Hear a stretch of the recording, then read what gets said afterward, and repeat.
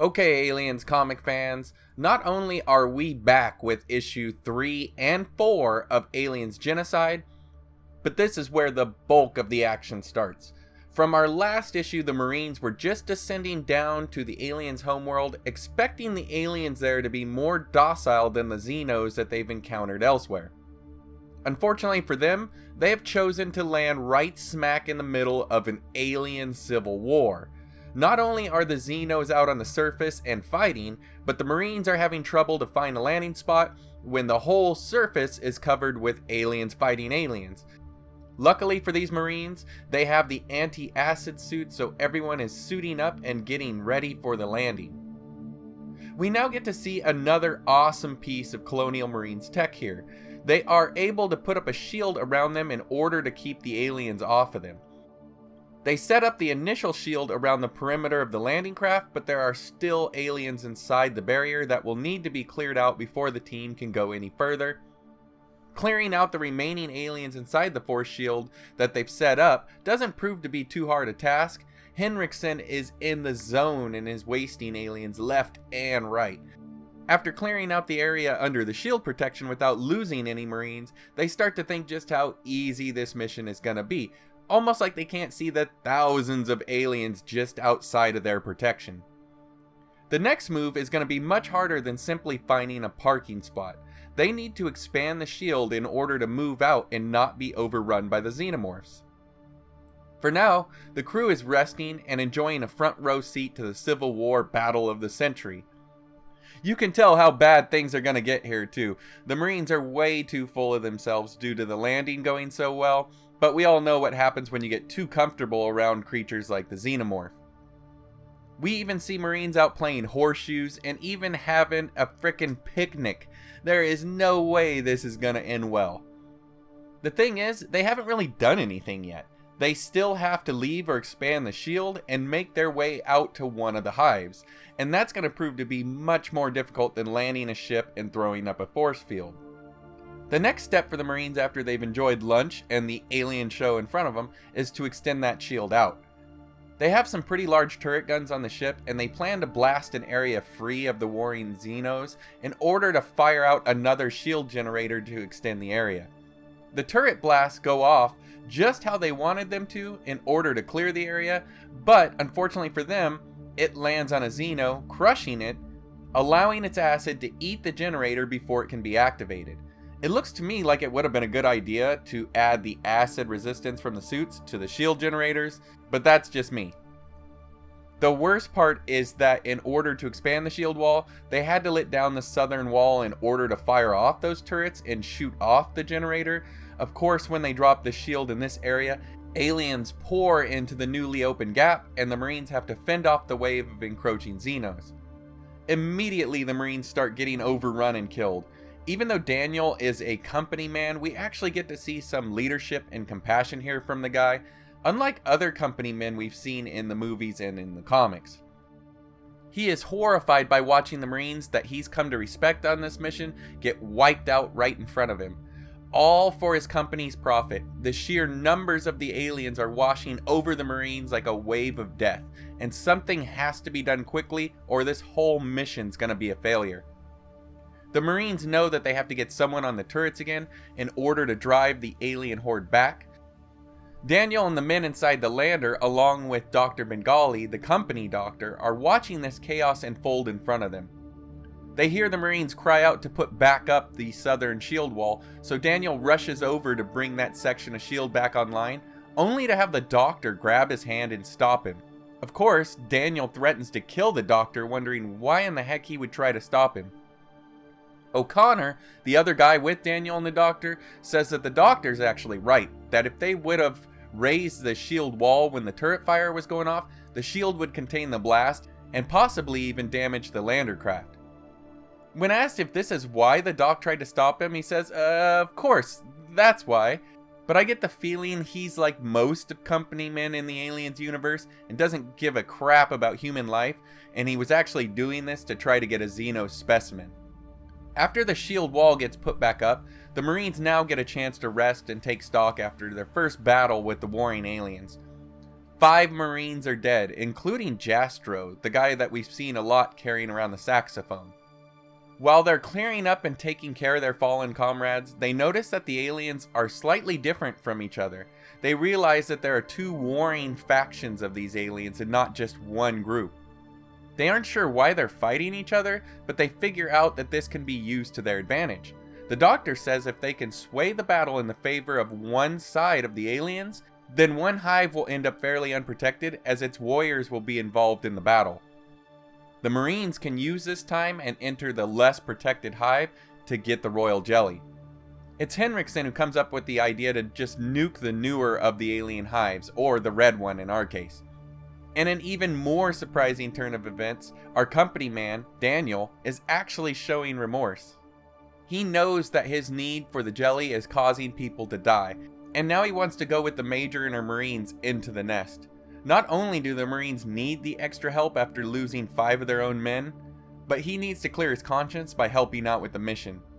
Unfortunately, when Daniel goes to suit up with his anti-acid suit, he sees that not only has the suit been destroyed by a saboteur, but that there is a present for him on the floor right next to the suit, an alien egg. But before he sees it, there's a facehugger already leaping at his face. Now that was the end of issue 3, but I'm going to extend this episode to finish up the story since there's only 4 issues. We pick back up with the story right here, right where we left off. Daniel managed to push the facehugger away and is trying to get away from it. Luckily for him, one of the Marines, still suited up, comes in and takes out the facehugger. And it turns out it was the Major who ended up saving Daniel's life here. The 2 of them noticed that there was a timed clamp holding the Xeno egg shut, and that someone set them up here. The only other person who was working with specimens was the doctor, but they know that they need him in order to finish this mission off. So they hold off busting him for now until they can get back from the alien hive. The next step here is simple: nuke the site from orbit. It's the only way to be sure. They successfully nuked the Red Queen's nest, killing her in the blast. The red aliens know what happened, and they flee the battle to return to their damaged hive, with the original aliens given chase, leaving the original hive with less protection. This is the cue that the Marines have been waiting for, and they move in to enter the hive. They have extended the shield up to the hive's entrance, and are preparing to enter the hive, knowing that they're going to lose radio contact with the dropship once they get inside. Now with the Marines inside, the doctor is using a detector to read the pheromones in the hive to lead them into the Queen's chamber. But before they can get there, they're attacked by the Queen's Royal Guard aliens. These aliens are linked to the Queen telepathically, just like the drones, but they are only released in real times of danger. The Marines say that they were warned of the danger of these particular aliens, so they must be the aliens that reside in the other pods surrounding the Queen that we heard about in an earlier issue. The Marines were ready for these guards, but even though they take them out, they lose even more members of their squad in this attack. They finally enter the Queen's chamber, and even though the artwork on the Red Queen showed her to be what looks like a full queen, this one still looks mostly like a royal guard for the most part, and she isn't reacting to the Marines in her chamber. The doctor, being an idiot, runs right up to her and starts harvesting the jelly. He's acting like a kid on Christmas morning, excited by his presence and not seeing the royal guard / queen right above him. She reaches down and grabs the doctor and drives her jaw through the back of his head. The other Marines open fire, quickly taking her out. Right before the doc was killed, Daniel told him that he thought he was the ship's saboteur, but the doctor said he's actually there to get any information that he can on the Queen, in order to have research independent of the company so that he can sell it to other companies to make money. This makes Daniel and the Major think that someone else may be the saboteur when Henriksen steps forward, telling them to drop their weapons. He tells them he's gonna kill them, and everything that Daniel Grant owns will be up for grabs: his company, his patents, and all of his ownings. When the Major asks why Henriksen would risk his own life for all this, Daniel says it's because Henriksen's an android. And this would fit in with what we've seen in Alien and somewhat in Aliens in later films. We all remember Ash in Alien doing what he could to get an alien specimen, regardless of who has to die and what has to happen. When hearing this, Henriksen just laughs and fires off a round at the Major, almost killing her. Daniel attacks Henriksen and is actually able to take him out, remarking that Henriksen is too damn arrogant to be an android after all. With alien reserves approaching, it's time for whatever is left of the team to get the hell out of the hive. A wave of alien warriors pours into the chamber, and they say that their only chance is to blow a hole in the hive with grenades. But before they can do that, Henriksen jumps back up and attacks Daniel. Now, in an earlier issue, Henriksen said that he couldn't use Xenozip, that you wouldn't want to see him when using it. Daniel remembers this, and while they're fighting on the ground, he sees a bottle of Xenozip on the ground. He ends up grabbing it and shoves a handful of them into Henriksen's mouth. The next scene is amazing as we see a zip-induced rage of Henriksen as he starts wiping out all of the aliens, even losing an arm in the process, but it doesn't slow him down at all, just like the guy we saw in the military testing earlier. The Major and Daniel end up taking this opportunity to get the heck out of the hive. They make it back to the ship, and when they're boarding and closing the door, an alien is about to make it into the dropship when one of the Marines grabs Jastro's sax and throws it at the alien, knocking him free of the doorway, allowing the dropship to lift off. We end the series here with Daniel and the Major back on the mothership. The Major is healing up and Daniel is upset about losing the Marines on the mission. We then get this awesome shot that I'll never forget of one of the aliens crouched down on the planet holding Jastro's saxophone. That is one picture that I've remembered for years since I first read this comic. And that's it for Aliens Genocide, guys. All in all, this is one of my favorite series of the Aliens comics from Dark Horse.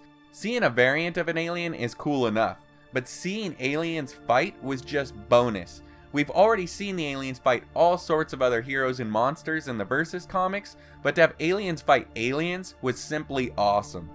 I also like the twist here with Daniel. He started off like every other company douchebag that we've met before, but he actually turned out to be a good guy after all.